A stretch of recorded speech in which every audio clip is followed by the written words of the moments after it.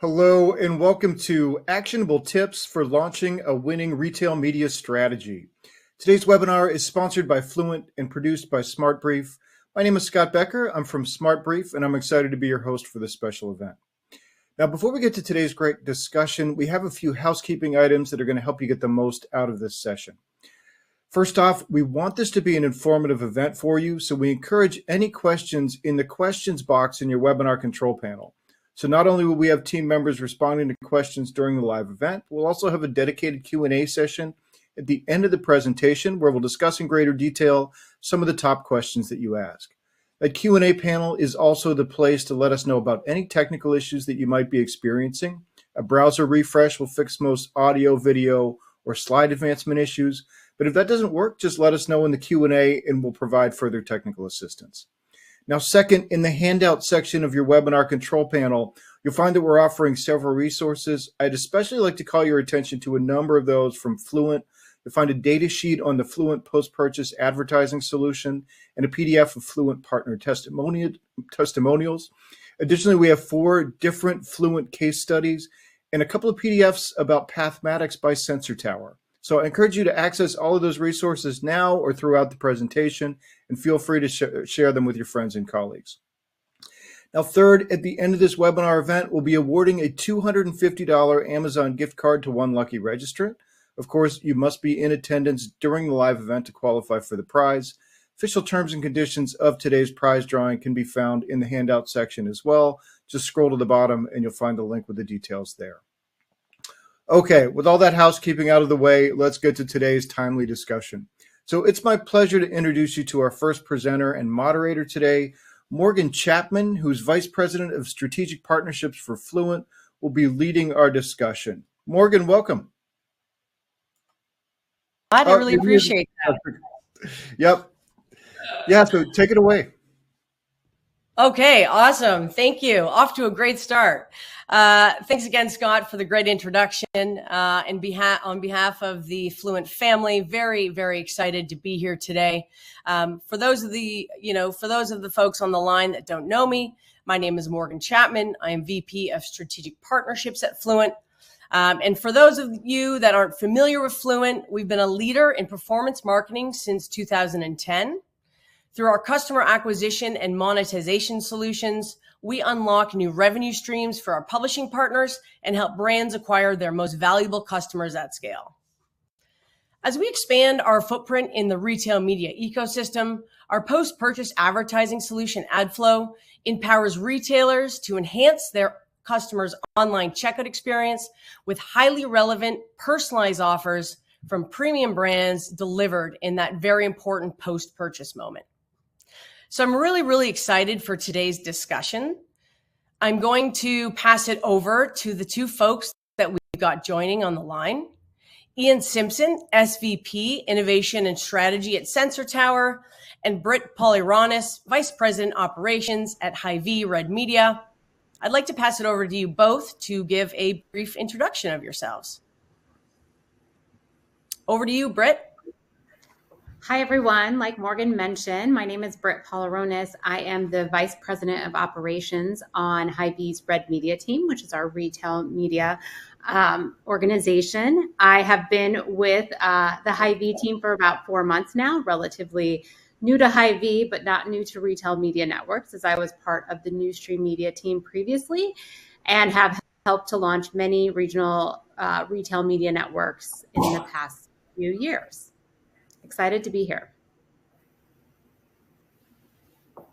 Yeah, I guess I'll go next. I'm Ian Simpson. I run our strategy and innovation team at Sensor Tower. My team, amongst other things, provides all of the support for various clients, anything that our clients need outside of our platform.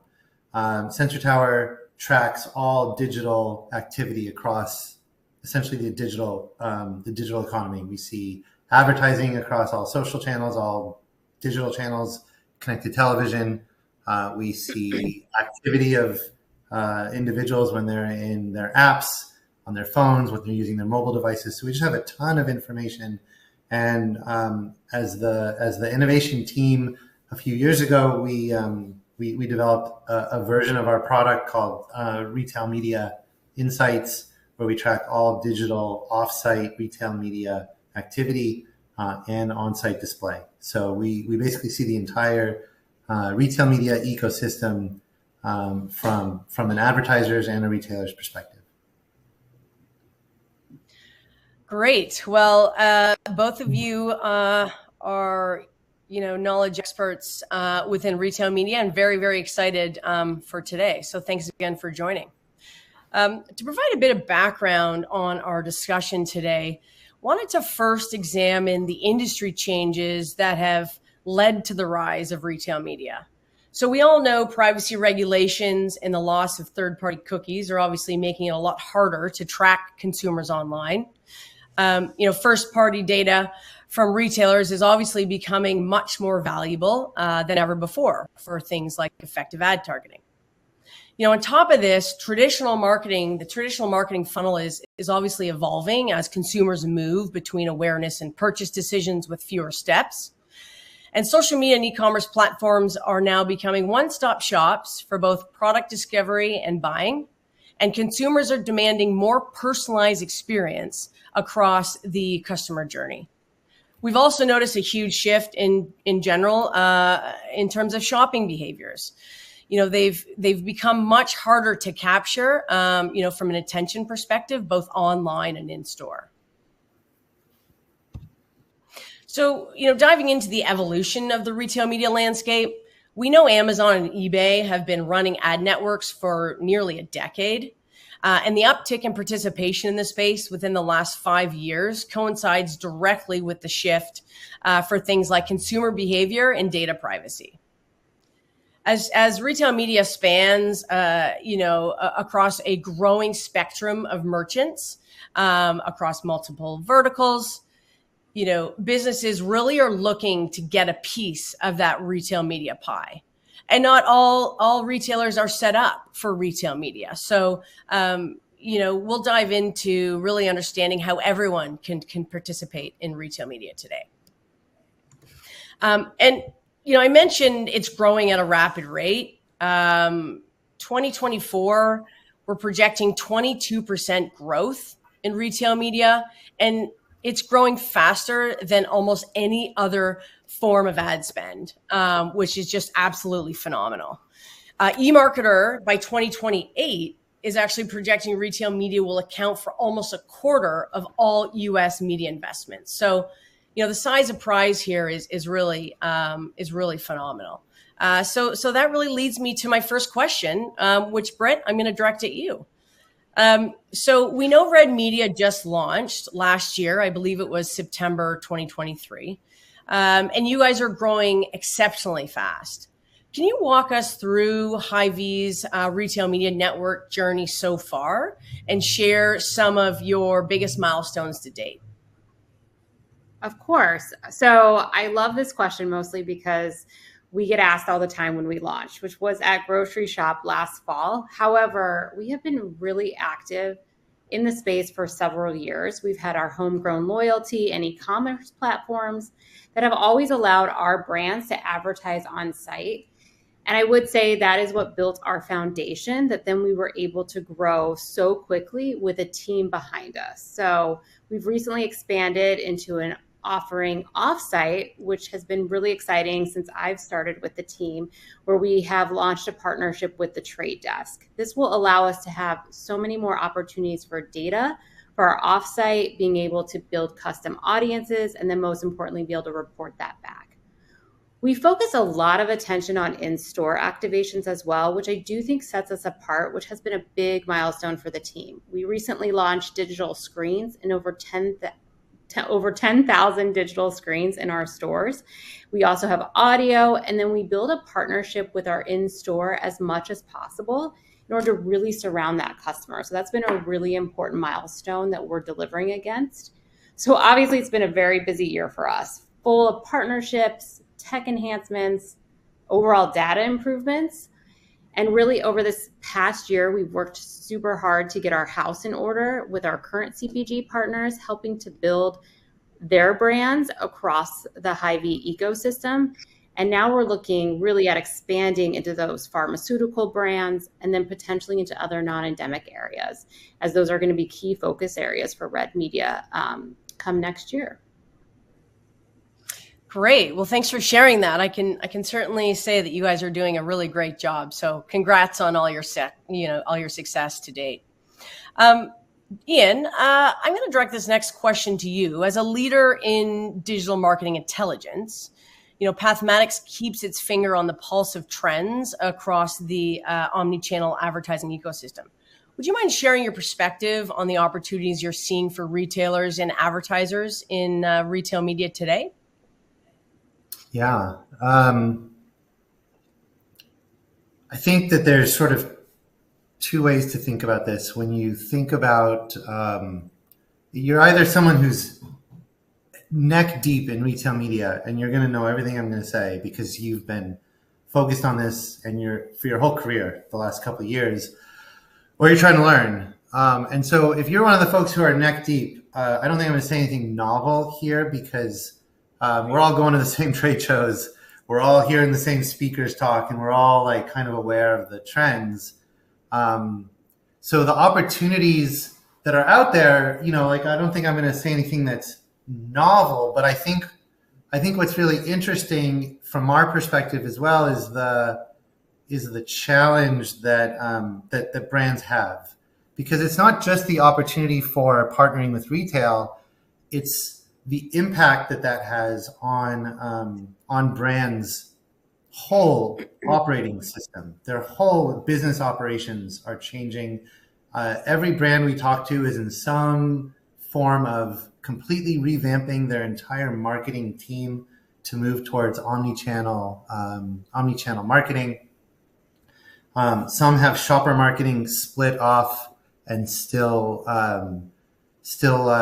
rolling up to sales. Some have shopper marketing rolling up to marketing, and some don't have shopper marketing anymore. They just have retail media.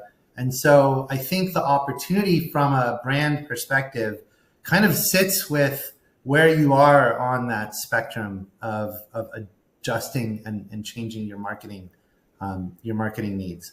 At the end of the day, the direction that this all goes in is towards data, right? Like if you're building an omni-channel program, you're not going to be successful if you don't have data.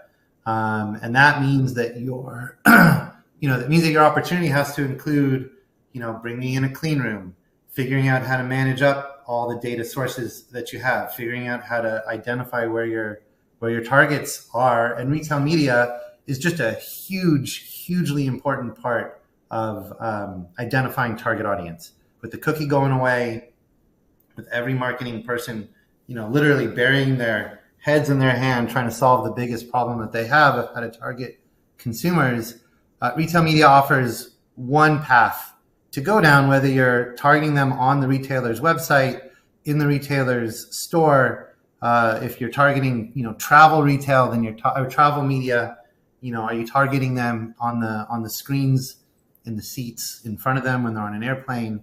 Or are you targeting them when they're on Facebook or looking at TikTok? I think those are individual brand strategies that have to be worked out. But at the end of the day, you still need a whole marketing plan, and retail media has to sit as one element of that marketing plan, whether you're wholly omni-channel or you're still dabbling in, individual teams managing each individual channel. If you have a ton of data or you have little data, you kind of got to build your strategies around that. Yeah, no, that's great. I think a lot of what you said we can all agree with. I think, retailers are at different parts of the journey, and it certainly is a journey. I think your answer, Ian, really led me to, gave me a nice segue to my next question around measuring success. Obviously part of launching an RMN is meeting, your advertisers' expectations around measurement and reporting. And we know SKU level reporting has always been, very tricky across all major digital platforms, certainly for large, big box retailers, being able to provide that granular level of reporting. So, this question, Britt, is directed for you. I know folks on the line probably will be very interested to hear how Red Media is solving for this challenge around SKU level reporting. Yeah, to your point, this is a tricky topic. We've tried different mechanisms, really trying to dive into how we can get that granular. And we understand the importance of SKU level data, especially for campaigns that are focused on conversion. So we really tie all of our reporting needs based on objectives of each campaign. So in order to do that, we will prioritize the perspective of SKU level data, and we're committed to building that kind of from the ground up. While this isn't in place for every single tactic today, we have put it on our roadmap as something we really want to make happen for our conversion-focused campaigns. So we have a whole analytics team that is actively working on making sure we're making those connections in a simplified, easy way that then, to your point, can really drive that brand expectation forward and making sure that we're able to tie to reporting as well. Awesome. That's very helpful. And I would imagine that will, contribute to strong growth from an advertiser perspective. So great to hear you guys are prioritizing that. That leads me into my next question, tied to how important, the success of building out these strong partnerships really is for the success of the retail media network with, retailers and advertisers. And, for the first time ever, for Hy-Vee, you guys are becoming salespeople and really, putting your products out there and driving interest for advertisers. So, I'd be interested, to understand, how this channel typically fits within the advertisers' omni-channel strategies, and how are you guys ensuring they're getting the most out of these retail media partnerships, and investments. And I'm sure, Ian, you have a great POV, and Britt, you do as well. So I'll let Ian answer this one, and then perhaps, Britt, if you have any additional examples you could share on how Red Media is growing its advertiser relationships, would love to hear. Yeah, I think it's a really important question. I think the challenge is a lot of brands don't know. They're still figuring it out themselves, and there's a lot of hype right now about retail media. There's blog posts every day. LinkedIn is full of, people talking about the way that retail media is going to change the world and how much money is about to be spent in retail media. And the retail media companies themselves are obviously wearing their sales hats and doing whatever they can to try to drive up the interaction. I heard a great quote from someone recently who was on a panel talking. This is a brand, a very large brand, talking to someone in retail media, and what he said was, I'm not judging you based on other retail media opportunities. I'm judging you based on all media opportunities. And what he's basically saying is, we're going to run a marketing program. We only have X amount of dollars and we have Y number of channels, and we're going to have to pick, all those channels strategically. And so from an omni-channel perspective, I think the retail media companies have to be able to show why they're not just worth the dollars for the incremental campaign, but as part of the overall campaign or overall needs of the brand. Great, thank you. Yeah, and I really feel like, to add on to that for Red Media, one important thing that we really strive for at Hy-Vee is really building that omni-channel plans for our suppliers. So this is something I have seen firsthand. Our merchandising team, our marketing team, our retail media team come together to help build the brands. And I think it is so important within planning, within the overall campaign development, that you're thinking about the consumer first. That is something very important to Hy-Vee, and we want to drive that forward. And the only way to do that is to make sure you're hitting consumers in those moments where they can make purchase decisions. So our suppliers are just really focused on data, obviously, and performance metrics. And then we work together with them to build synergies to be able to work more efficiently, because there can be a lot of phone tag when you're dealing with all of this. And I think it's really important to set those clear budget and performance metrics up front. And then we're able to optimize the tactics on the back end. So really driving that opportunity, and that expansion will allow us to really focus our insights and enhance campaign performance, strengthen those relationships. We also find it very important to work within the agency landscape as well. So that continues to be an opportunity for us.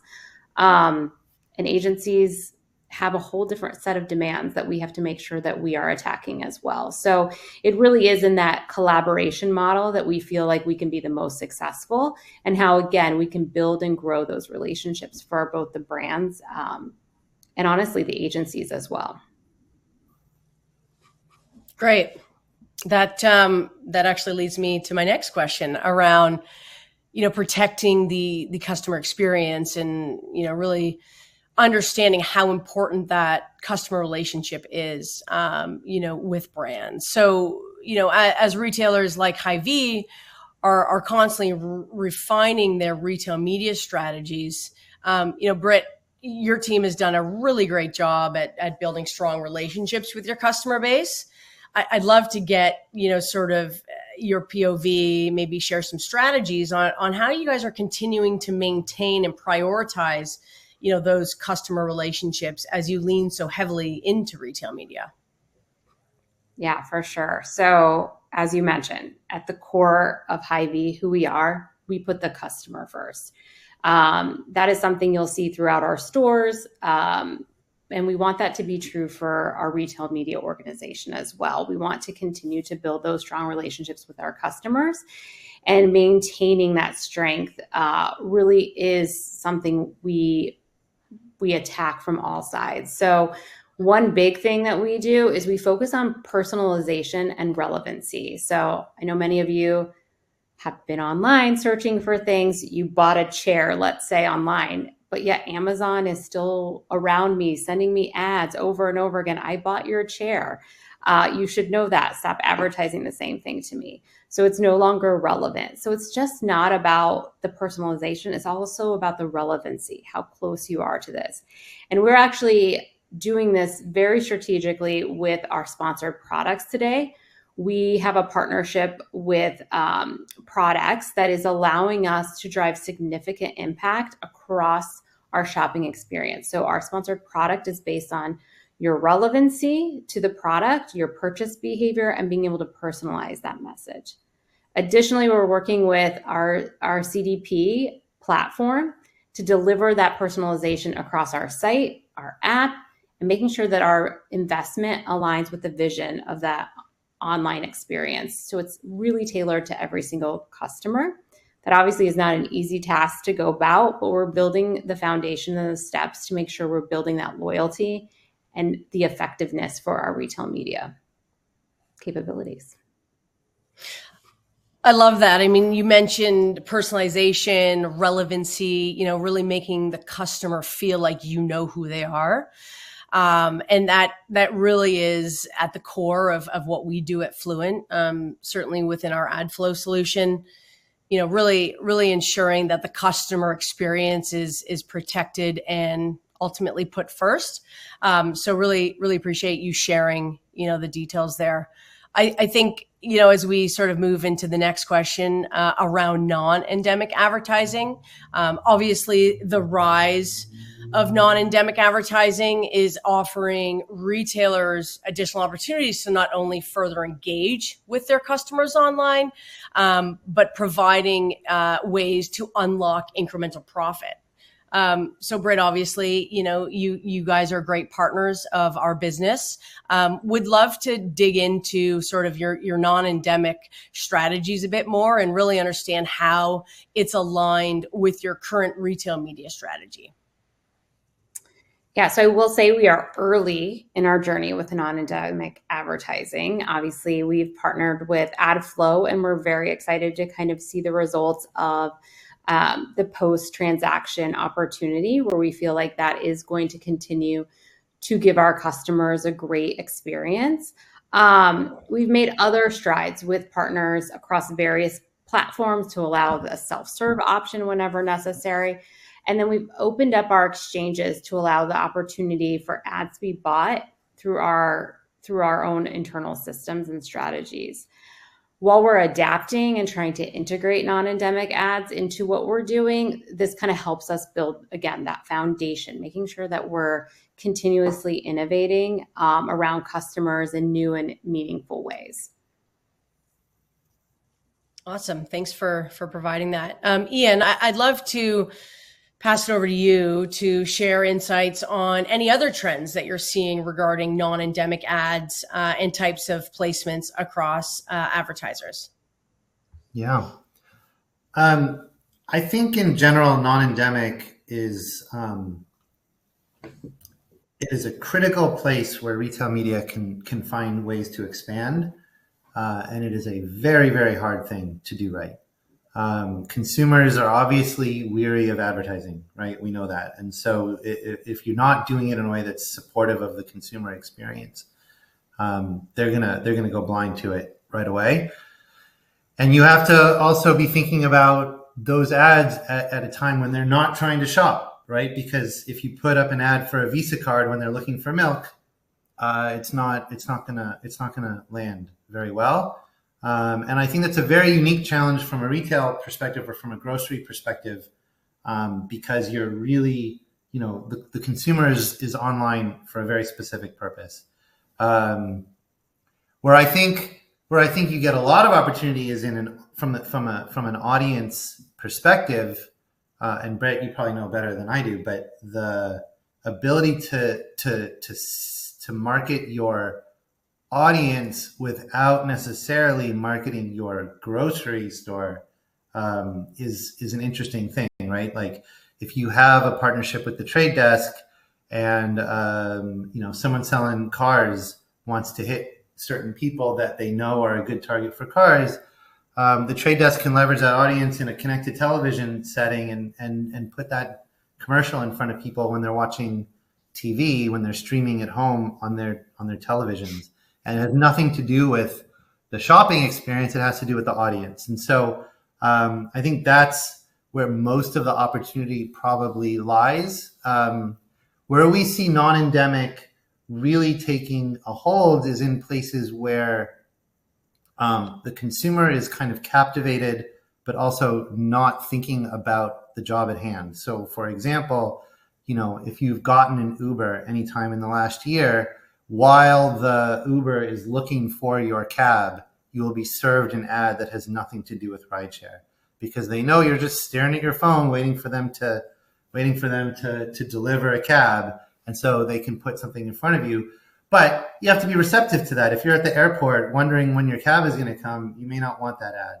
United just announced its own media network, and United seems to me to be a great location for non-endemic. You've got people in the back, you got people in their chairs staring at a screen for 3 or 4 hours, and United knows everything about them. So the ads that get served at that period and that point can really be pointed to the needs of that person. Even if they're flying into a conference in Las Vegas, you could tell them about restaurants that are in Las Vegas. So I think non-endemic is hard. I think non-endemic is valuable. I just think it remains to be seen kind of how it evolves over time to really shake out for retail media to be a valuable channel for non-endemic advertisers. Yeah, I couldn't agree more, Ian. Thanks for that. A question I'd also like to ask you, Ian, in particular. Can you share your observations about the evolution of the customer journey from both in-store to online, and how retailers and advertisers are responding, knowing that omni-channel is really at the core of retail media? Would love to dive in a bit more on that. Yeah, I mean, my take is a little complex. So stop me if I run on, but We do have 30 minutes left, but I think the challenge with all of marketing is how to do it right in this era, right? Like there used to be a thing called branding and there used to be a thing called conversion, and they were very separate.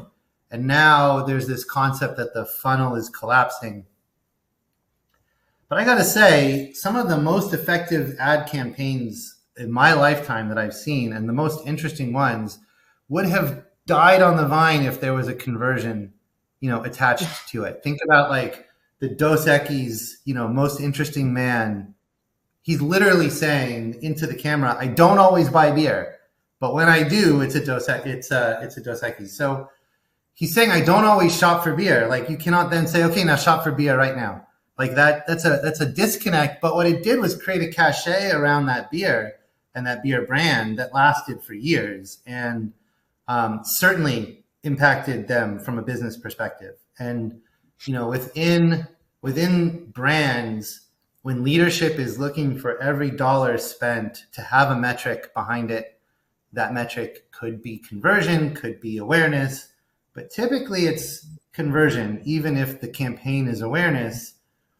I think it's a very challenging thing to think about how to place a QR code or to place a buying opportunity or to make it interesting for the consumer so they don't feel like they're just being pitched all day long. And so, you asked about omnichannel, and omnichannel, it's really about that concept that goes back to even when I was in high school. People were saying, to make an impact, someone has to get 9 impressions, right? So that they remember you.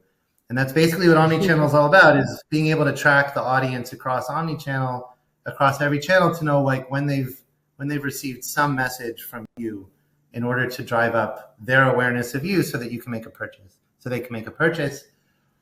And it's just gotten really, really hard. Like that is much harder today than to just put an ad up, on a billboard and hope that people see it. When you can digitally tie every dollar spent to some kind of an outcome, you also get to a little bit of like a degradation of the marketing altogether. And so I think the challenge of the marketing teams of the future will be, to make marketing interesting for consumers so that they can engage and not just feel like they're being pitched to all the time. Right. Yeah, no, it makes a lot of sense. Thank you for sharing that. As we sort of near the final question period before we get into the Q&A, and I understand there's a lot of great questions from the audience. So I think a big question on a lot of people's mind is, what is the future of retail media, and what will it look like in the next 3 years? I mean, if you think about how retail media has evolved so quickly, would love to hear from both of you on, if you had a crystal ball, where do you see retail media going in, the next 3-5 years? Will they be competing with, all the other large media platforms out there? So, would love to hear from you, Britt, on your perspective here. Yeah, so first, I've always loved these types of questions because at the end of the day, you can be wrong and you still have a job. So I'm definitely aligned with making predictions that may or may not be true. But as a true marketer, I'm going to speak out of both sides of my mouth here and tell you that I believe that there will be some serious consolidation when it comes to operations and how technology is going to work moving forward. But then I also think there's going to be great expansion.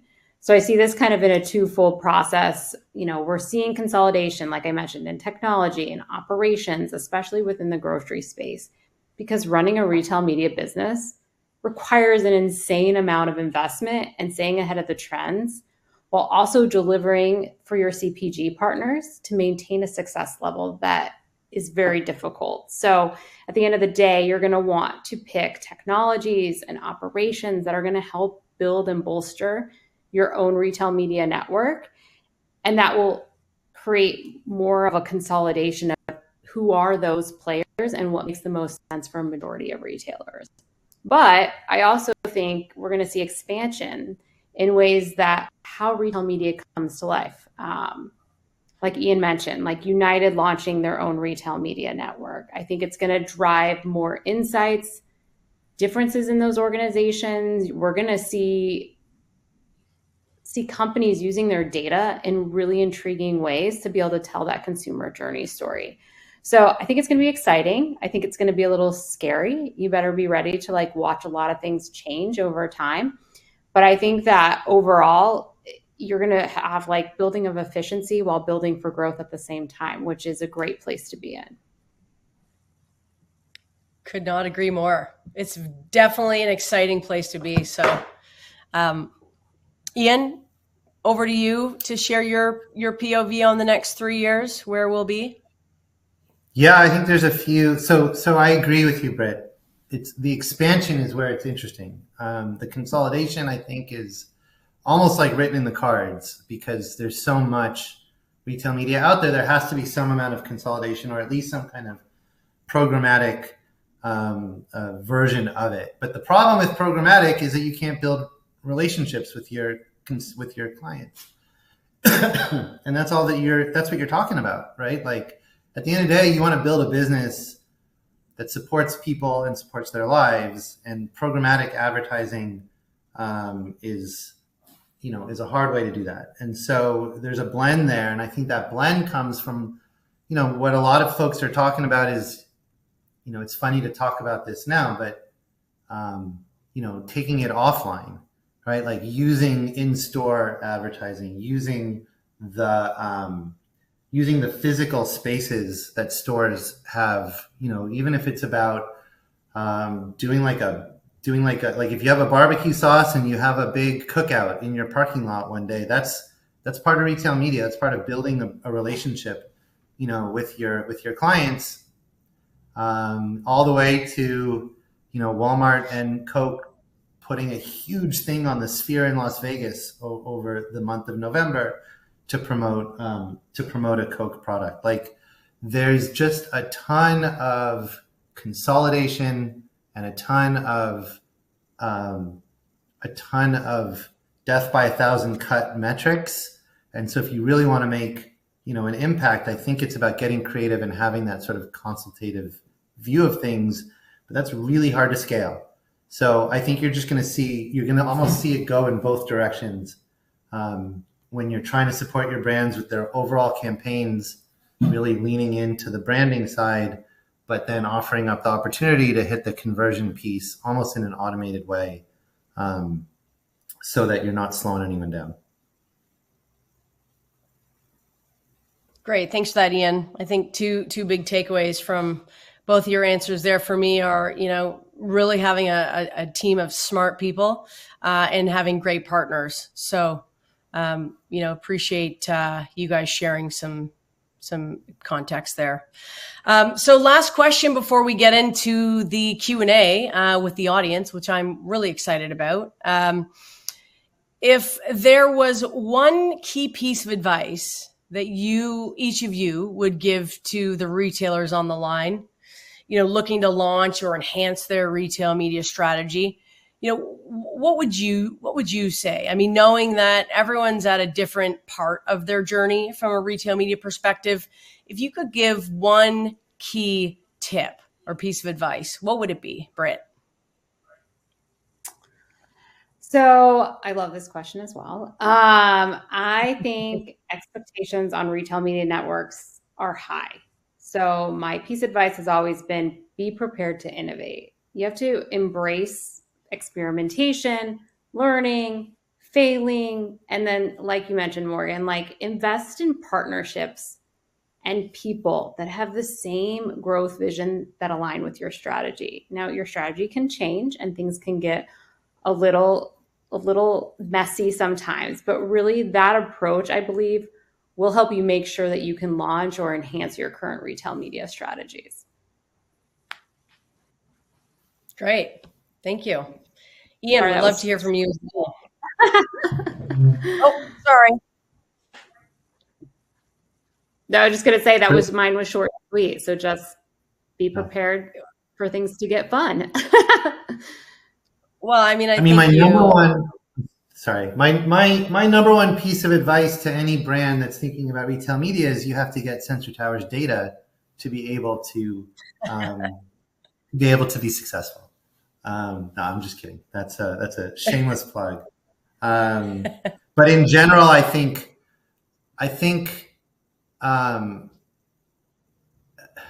it is really hard for brands. I mean, I can't underscore how many brands I've talked to, gigantic brands that don't understand it or are just on the cusp of figuring it out, and then all the way down to individual product brands that almost like can even be a little bit more successful because they can be more nimble. So I think your teams have to really understand what omnichannel is about, and they have to really understand how to build an organization around omnichannel marketing. Retail media is a piece of omnichannel marketing.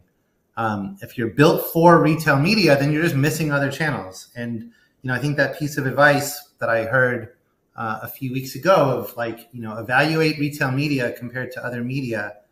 It's not great news for retail media companies, but I do think that it's appropriate if you're a brand trying to figure out your strategies. You need to think about, how you're going to organize your business to leverage data, to understand your consumer from your perspective and not anyone else's perspective, to make sure that you've got the stakeholders up and down the organization totally committed. In a lot of companies, retail media means ripping out relationships from under the sales team and putting them into the marketing team, which is a really hard thing to do. Sellers have had relationships with grocery for 50 years, and now they're being told that those relationships, need to move on to the brand team. That's a really big change for a lot of people. And so I think getting the buy-in across the board, understanding how you're going to use the data, and then just being able to see the forest for the trees. There's a ton of hype out there. It's very easy to get swept up in it. So you got to really hold on to your own strategies so that as things change, as someone puts a new graph on LinkedIn, it doesn't inspire you to go rewrite your whole strategy overnight. Like, you have to know what your strategies are and stick with them. Great. Thanks for that.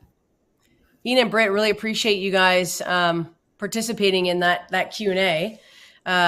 Looks like we have a handful of questions from the audience. So I'm going to switch over to some of those questions. The first one, Britt, is for you. So as more and more grocery stores launch their own retail media networks, how can they maintain a competitive offering? I think one of the biggest opportunities is your own data set and being very clear about the data that you have, keeping it organized, making sure you're able to share results on that. I think that is a key differentiator as more and more retail environments come into this full circle. So I've seen this. I've been very lucky in my career working across many retailers and seeing how every single one of them does it a little bit differently, and making sure that you have a clear vision for your data. And then also being able to add solutions into your mix that can drive different results for brands. So recently we've launched influencers as part of our suite, and we're continuing to see that grow. I think in-store will continue to be a focus for Hy-Vee and Red Media as we move forward. So again, it's aligning all of those together. But at the core, retail media is about your data. It's about your specific shopper and being able to drive that impact to them in the most efficient way. Awesome. And just to touch on that note, would love to call out how much I loved the Post Malone participation at the Indy last weekend. I thought that was very, very cool. So well done. Couple more questions here. Again, for you, Britt, how is retail media impacting the in-store shopping experience for Hy-Vee customers? So I don't know how many people have been into a Hy-Vee. It is a grocery store like no other. I was fortunate. I grew up in a small town in Kansas, so I got to experience Hy-Vee stores through my childhood, but then moved to Chicago, in which we do not have Hy-Vees. So being able to work back with Hy-Vee is really exciting for me because the stores are beautiful. They have an experience for each individual location you're at. So we allow our store directors to make decisions on our stores. Which will allow them to reach their shopper. So someone in Minnesota is shopping differently than someone in South Dakota. So they're able to drive that impact.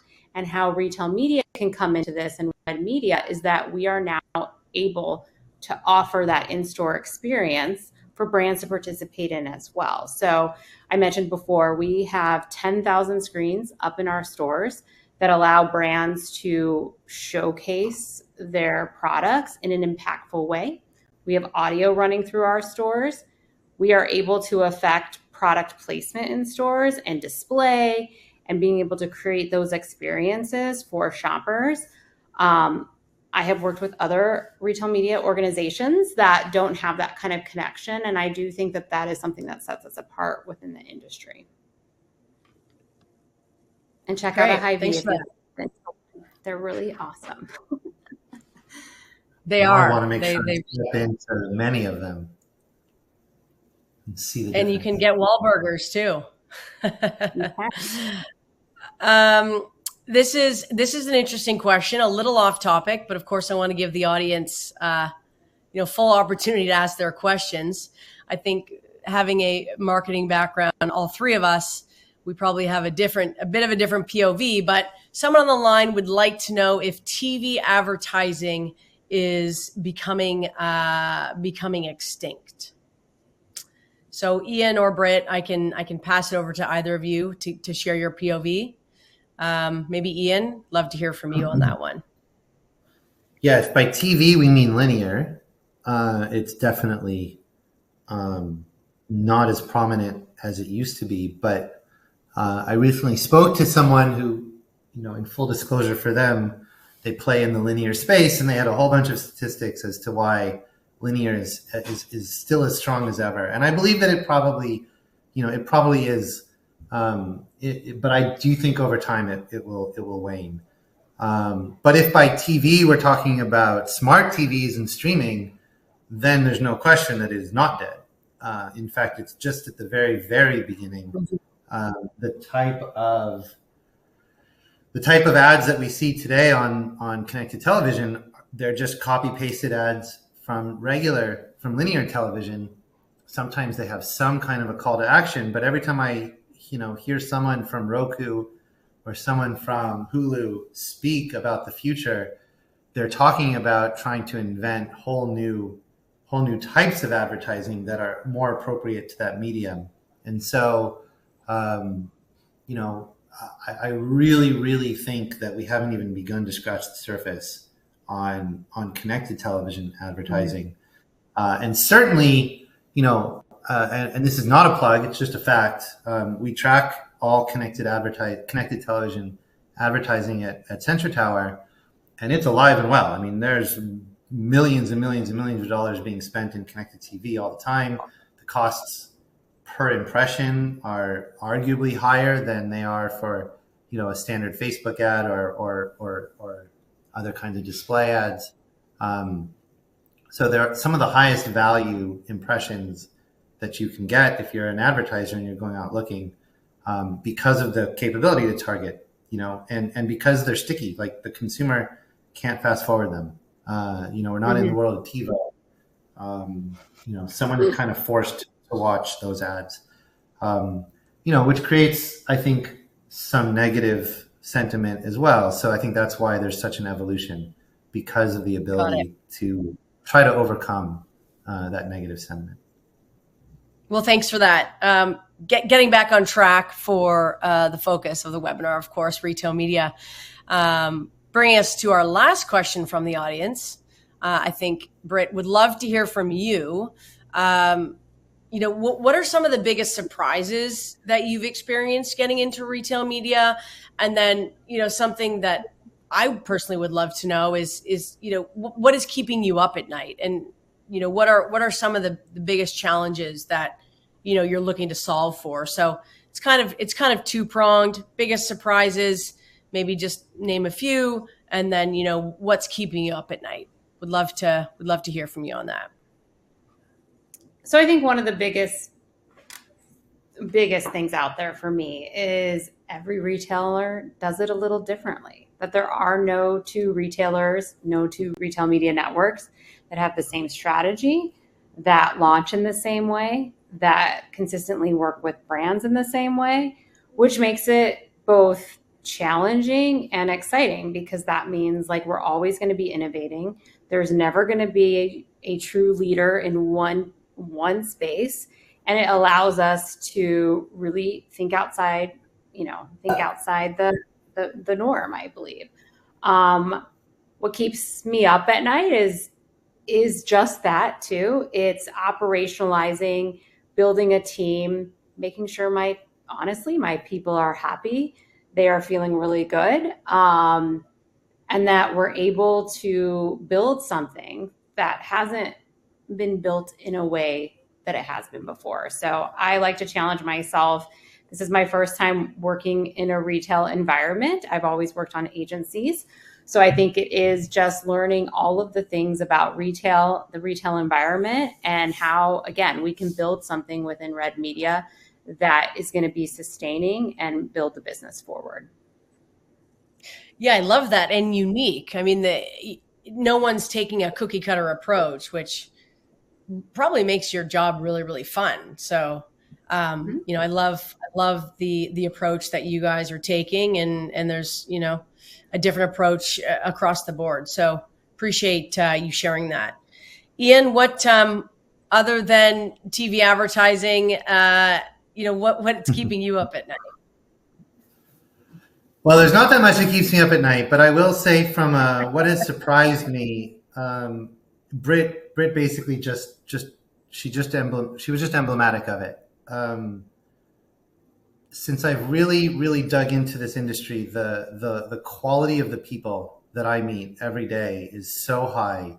The dedication that they have to building out this industry, the knowledge that they are literally pioneers, and they come together and they're trying to solve all the problems that we've just talked about today, and they're collaborating with each other. Brands are collaborating with retailers. Retailers are collaborating with retailers. There's tons of competition, but there's tons of cooperation. The level of passion across everyone that I've met is so profound. Britt and I haven't met before live. I'm certain that we'll be at a conference sometime soon, and we'll be excited to see each other, because that's just the nature of this community, and it really is a community. So, that has really inspired me to keep going in all of this, to not just say we're going to develop a product, but to want to join a community. And I think anyone who can get into this and start meeting these people will be richly rewarded. And so that's my, that is one of the biggest surprises. And it's one that I've enjoyed a lot. Well, there's really no better way to end this webinar than on that note.